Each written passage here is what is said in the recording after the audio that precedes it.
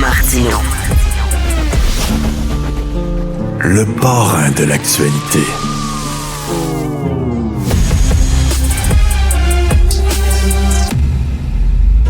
Je suis extrêmement réticent. Gants blancs jusqu'aux épaules, je peux comprendre. Mais à travers tout ça, il reste que l'industrie locale du commentaire est étonnamment muette. Joseph Facal. Joseph, j'ai commencé à lire hier Original Sin, le livre de 2 journalistes américains sur les tentatives de la part du Parti démocrate de cacher l'état de santé de Joe Biden. Et c'est scandaleux. C'est scandaleux. J'étais profondément choqué en lisant ça. Pour moi, c'est le plus gros scandale politique américain depuis Watergate. OK.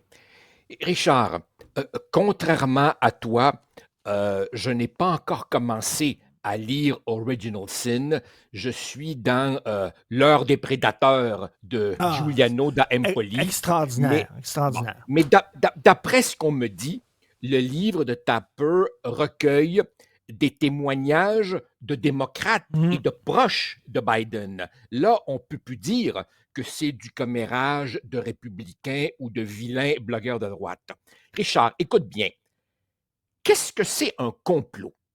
Je te propose ma définition. Un complot, c'est un projet dissimulé, secret, concentré, concerté entre plusieurs personnes pour qu'elles puissent obtenir un gain ou pour qu'elles puissent nuire à quelqu'un d'autre. Ben, excuse-moi, là, c'est exactement à ça qu'on a affaire ici. Moi, j'ai le sentiment que des dizaines et des dizaines de personnes se sont concertées pour dissimuler pendant des années, le plus possible, l'étendue de ce qu'il faut bien appeler la sénilité de Joe Biden.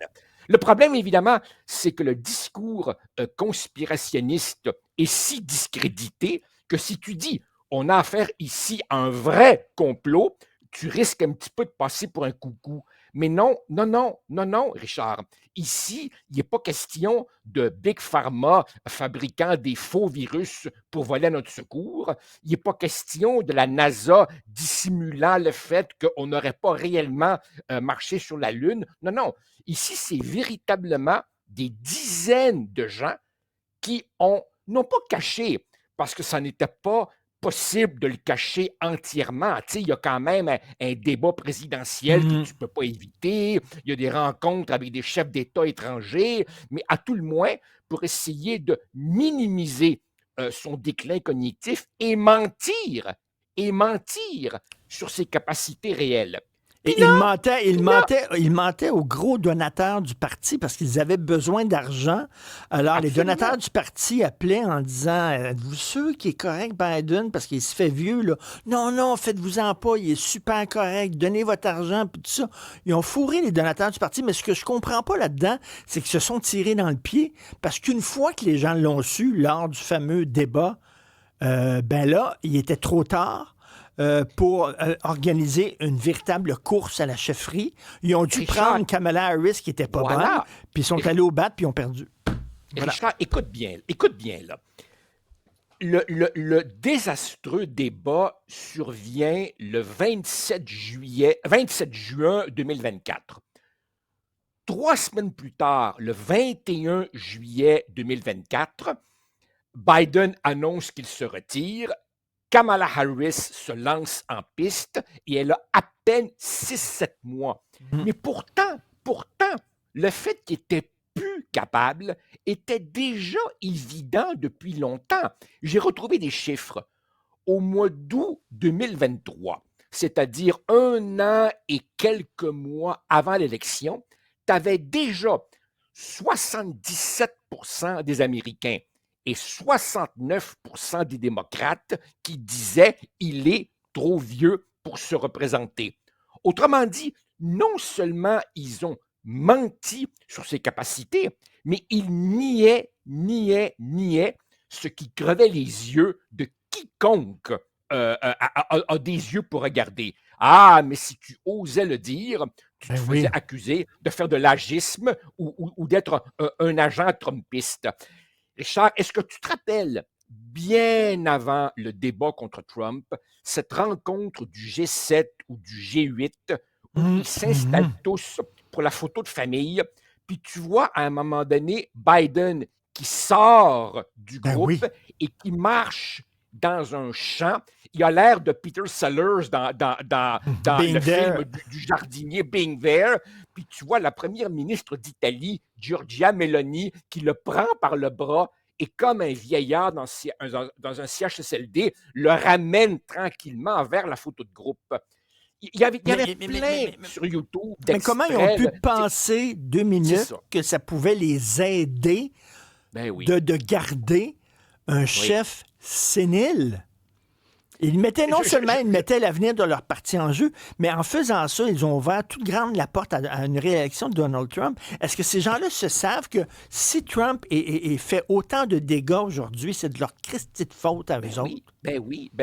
Et puis ça va même plus loin que ça. On réalise maintenant à quel point le confinement de la COVID en 2020 fut providentiel pour Biden. Ça permettait de l'exposer le moins possible.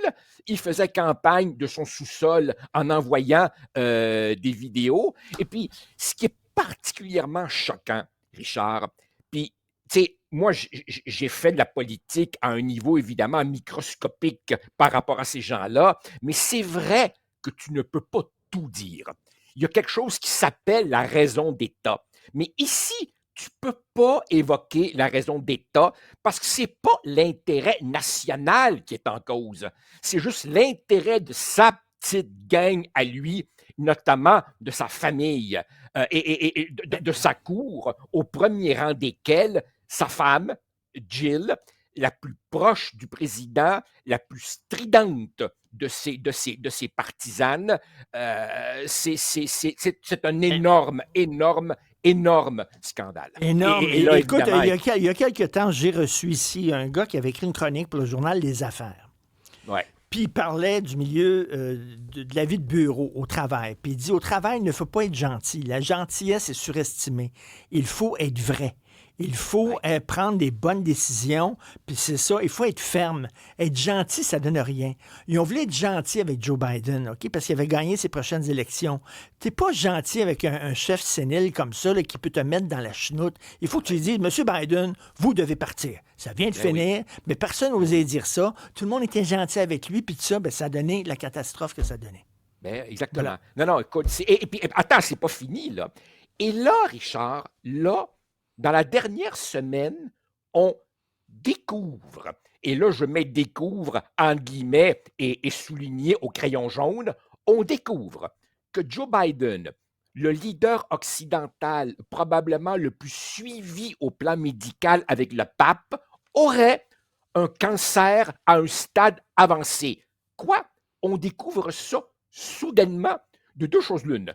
Ou bien on nous a aussi caché ça, ou bien ces médecins sont radicalement incompétents. Parce que ça, c'est pas un homme qui, comme toi et moi, va pour son check-up une fois par année. Lui, il est monitoré continuellement. Et là, on découvre un cancer agressif dont on n'aurait jamais entendu parler avant. Richard, ils ont pris pour des valises des centaines de millions de personnes, l'Occident au complet. Écoute, vraiment, là, tu sais, on a beau dire les épithètes les plus dures pour la famille de Trump qui effectivement baigne dans le népotisme et les conflits d'intérêts, mais celle de Biden avec ce Hunter qui évidemment évite la prison en bénéficiant d'une grâce présidentielle donnée par papa, alors que papa c'est hallucinant. C'est hallucinant. Écoute, Joseph, dès que tu as terminé l'heure des prédateurs, tu me fais signe, je veux que tu nous en parles. C'est un livre magistral. Magistral. 150 pages. On peut parler de ce livre-là, et il faudrait aussi à un moment donné qu'on trouve une minute pour parler du livre de Saviano sur le juge Falcone, parce que Richard, j'ai pas de réponse encore à la question de ton courriel. Est-ce que c'est un immense naïf ou un saint?